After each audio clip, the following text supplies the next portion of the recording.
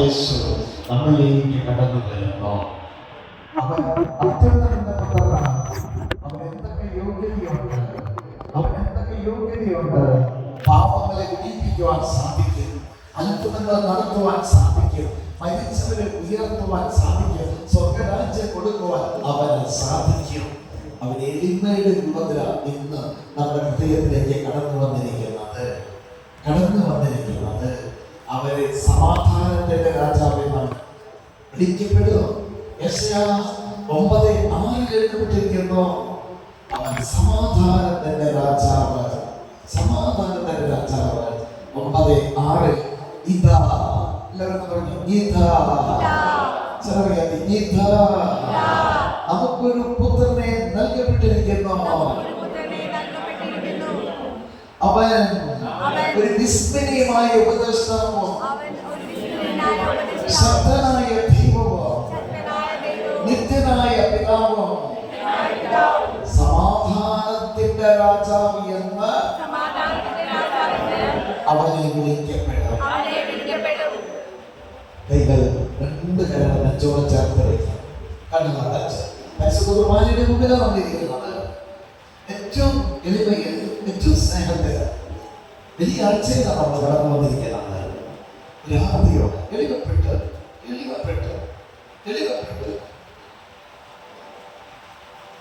വലിയ സ്നേഹത്തോടെ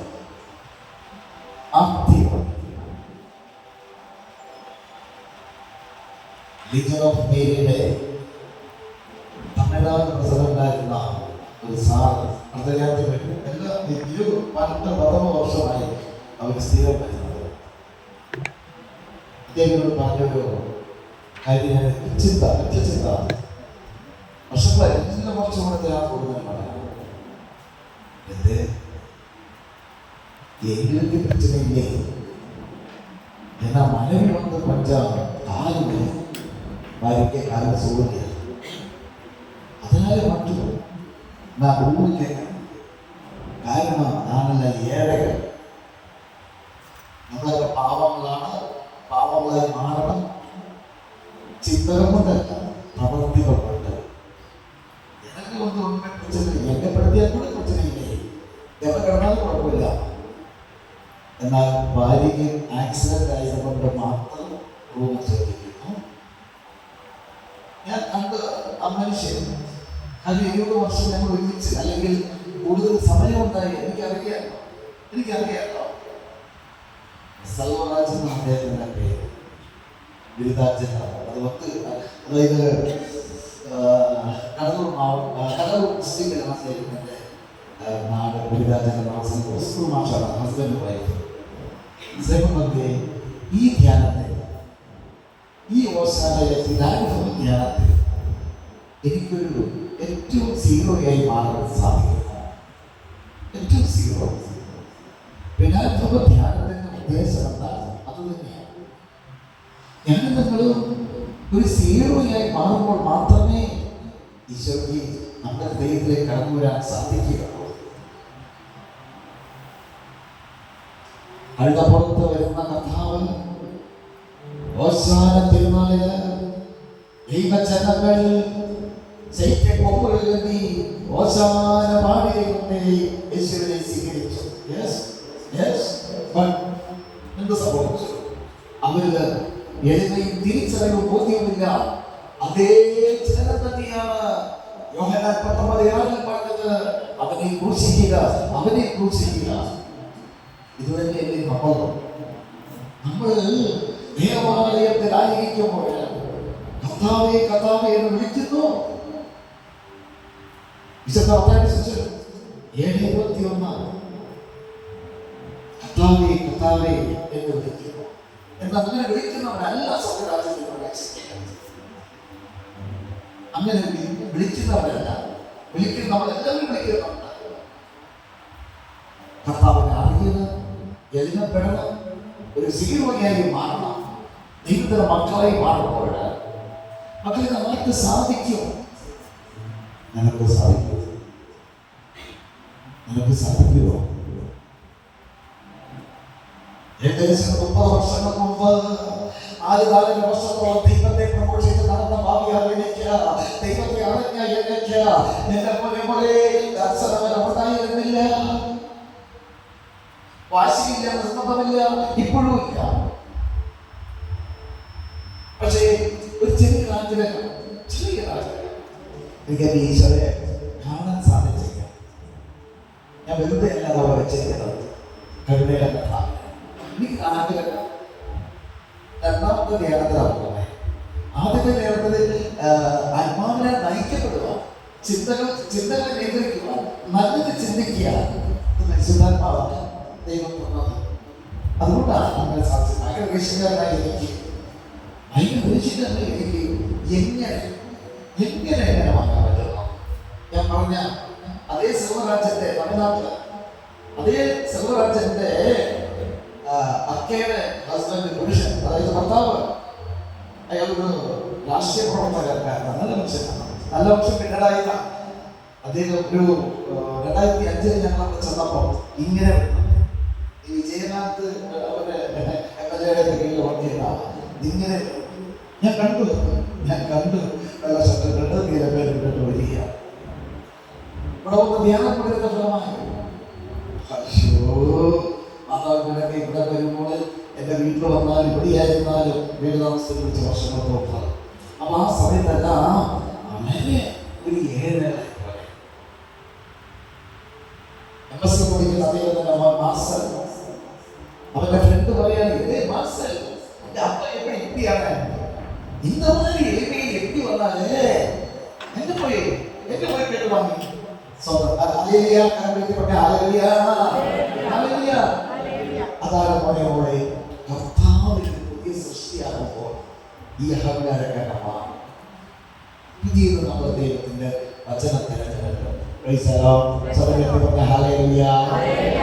ഓശാന പാടി ദൈവത്തെ ആരാധിച്ചു അല്ലേ? എന്താണ് ഈ ഓശാനയുടെ അർത്ഥം?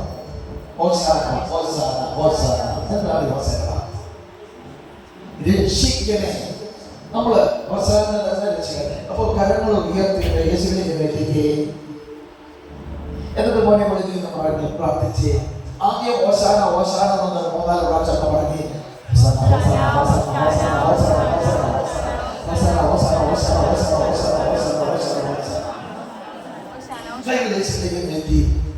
ഈ എന്നെ രക്ഷിക്കണം പറഞ്ഞു. എന്നെ രക്ഷിക്കണമേ, എന്നെ രക്ഷിക്കണമേ. ഈ സമയം ലോകമോഹങ്ങൾ ആഗ്രഹിക്കുന്നുണ്ടോ? എന്റെ മോളെ സുഖപ്പെടുത്തണേ ആഗ്രഹിക്കുന്നുണ്ടോ? എനിക്ക് വീട് തരണേ ആഗ്രഹിക്കുന്നുണ്ടോ? വരങ്ങൾ gift gift gift gift gift gift വരങ്ങൾ വേണം. അതായത് കഥ അവന്റെ സന്നിധി ഒന്ന് നിന്ന മതി കർത്താവേ. ഓ കർത്താവേ, അങ്ങയുടെ കൂടെ ആയിരിക്കണം ആരെങ്കിലും തന്നാ മതി കർത്താവേ.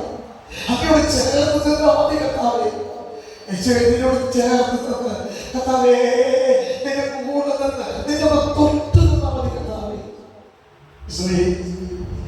എനിക്ക് വേണ്ടി അത് വലിയ കുരിശ് പതിച്ച് അല്ലെങ്കിൽ കുരിശിന്റെ വഴി അപാരമേറിയ കുരിശ് കൊണ്ട് കബുൽത്തായിലേക്ക് നീ വഴി നടന്നപ്പോൾ വലിയ ചാട്ടവാറ് കൊണ്ട് ആ ചാട്ടവാറിന്റെ തുമ്പത്ത് വലിയ കുളത്ത് കൊണ്ട് അടിക്കുമ്പോൾ എന്റെ പ്രിയപ്പെട്ട ഈശോയെ, നിന്റെ രക്തവും നിന്റെ മാംസവും ചിതറുകയായിരുന്നല്ലോ.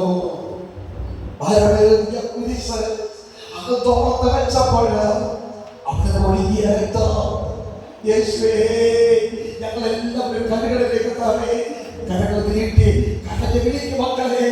നിങ്ങളുടെ കരച്ചലിന്റെ സ്വർണ്ണം, നിങ്ങളുടെ നിലവിളിയുടെ സ്വർണ്ണം അവൻ ശ്രമിക്കട്ടെ, അവൻ നിന്റെ ഭാഗത്ത് ചേർത്ത് പിടിക്കട്ടെ. കണ്ണീര നിലവിളിയുടെ സ്വർണ്ണം അത് നാമത്തിന്റെ കണ്ണീര് ഈ കാവ്യങ്ങളുടെ ഒഴുകുവാൻ നിലവിളിയുടെ സ്വർണ്ണത്തെ വിളിക്കുമെന്ന് യേശുവേ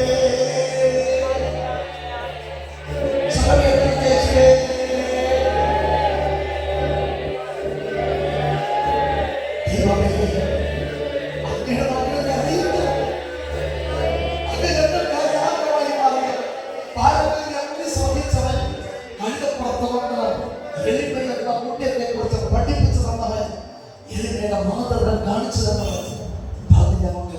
വിളിക്കുന്നു, കൃപയ്ക്കായി നിലവിളിക്കുന്നു. കരച്ചെന്ന സ്വരം നീ കേൾക്കുന്നില്ലല്ലോ, കേൾക്കുന്നുണ്ടല്ലോ. മക്കളെ, ഏകദേശം കുറെ വർഷങ്ങൾക്ക് മുമ്പ് 2008 ആ കാലഘട്ടത്തിൽ ചിറ്റൂര് നമ്മുടെ ചിറ്റൂര് മക്കളുണ്ട്, അവർക്കറിയാം. പെട്ടെന്ന് പുറത്ത് SBI ബാങ്കിന്റെ തൊട്ട് ഒരു ഫാമിലി നല്ല മക്കളായി മാറി. അമ്മയും മകളും ഇവിടെ കേൾക്കുന്ന അടുത്ത ക്ലാസ് പ്രമാണം കേൾക്കുന്ന ആ മക്കൾ ഉഴപ്പി നടന്നു. ന്യായകുഴപ്പി ന്യായകുഴപ്പി, തിങ്കുഴപ്പി, ചൊവ്വുഴപ്പി, ബുധനാഴ്ച കുഴപ്പി. അന്നാണ് എന്റെ കൂടെ കിടന്ന മകൻ വിളിച്ചു ഞങ്ങളെ ഭർത്താവ്. അമ്മയുടെ മകളുടെ ചിന്ത ഇതായിരുന്നു, ഈ പറയുന്നത് പോലെ ഏത് മനുഷ്യനാണ് ജീവിക്കാൻ സാധിക്കുക? ഒരൊറ്റത്തിന് സാധിക്കില്ല. ഇവിടെ പറയുന്ന ഈ പാപങ്ങളൊക്കെ ചെയ്യാതെ അല്ലെങ്കിൽ ഇതൊക്കെ മാറ്റി വെച്ച് ഏതെങ്കിലും ഒരു മനുഷ്യനെ ജീവിക്കാൻ സാധിക്കുമോ? ഒരെണ്ണത്തിന് സാധിക്കില്ല. ആർക്കെങ്കിലും സാധിക്കുമെങ്കിൽ പറഞ്ഞു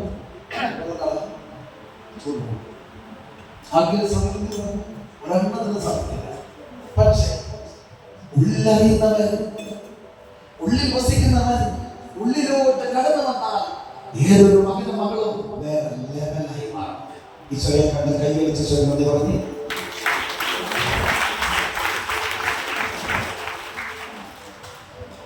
ഒരു വിലയില്ല. അപ്പത്തരൂപത്തിൽ വന്നിരിക്കുന്ന ഈശോ 5 പൈസയ്ക്ക് പോലും വിലയില്ലാത്ത ഗോതമ്പ് അപ്പമായിരുന്നു, അല്ലേ?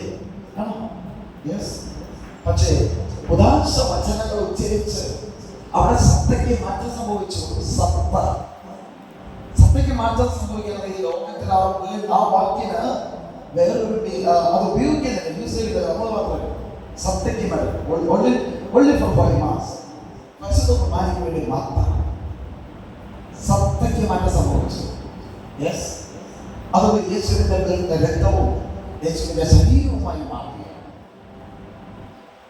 ഇത് ബുദ്ധിയ പ്രബോധനം മാത്രമല്ല, അനേകം മക്കൾക്ക് മാതാവിന്റെ ധ്യാനത്തിൽ 7-8 മണിക്കൂറുള്ള നീണ്ടു നിൽക്കുന്ന വിശുദ്ധ കുർബാനയെ കുറിച്ചുള്ള ക്ലാസ് ദൈവത്തിന്റെ പരിശുദ്ധാത്മാവ് എടുത്ത് അടുത്ത പ്രാവശ്യം അല്ലെങ്കിൽ അടുത്ത വിശുദ്ധ കുർബാന സ്വീകരിക്കുമ്പോൾ നാവിൽ രക്തവും മാംസവുമായി മാറി.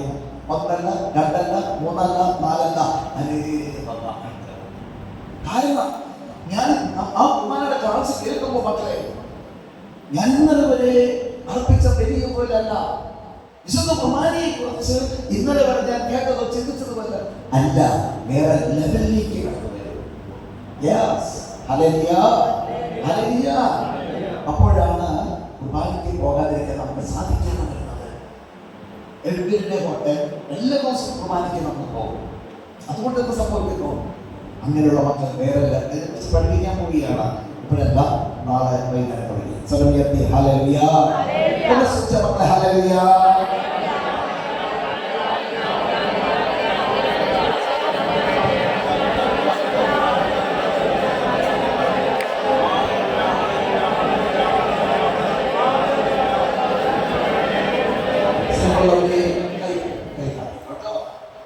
അങ്ങനെ കുഴപ്പി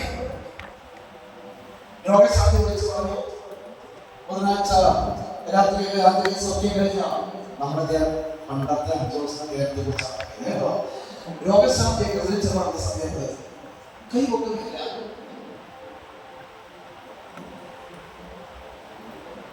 ബുള്ളറ്റിന്റെ കളർ പറയുന്ന പരിശുദ്ധാത്മാവ് അന്നുണ്ടായ പുരുഷന്റെ ഹൈറ്റ് പറയുന്നു, ഭർത്താവിന്റെ ഭാര്യയുടെ കളർ പറയുന്നു, സാരിയുടെ കളർ പറയുന്നു. അങ്ങോട്ട് വഴങ്ങുന്നില്ല. 8 വയസ്സോ ഒരു വയസ്സുള്ള ഒരു കൊച്ച് ഫ്രണ്ടിലുണ്ടായിരുന്നു. ആ കൊച്ചു തെളിച്ച കാലിയെ പോയി ഈ സഹോദരി ഭർത്താവ് ഇടത്തോട്ട് മറഞ്ഞ റോട്ടിൽ എന്ന് പറഞ്ഞ കോട്ടയം പോയി അടിക്കാൻ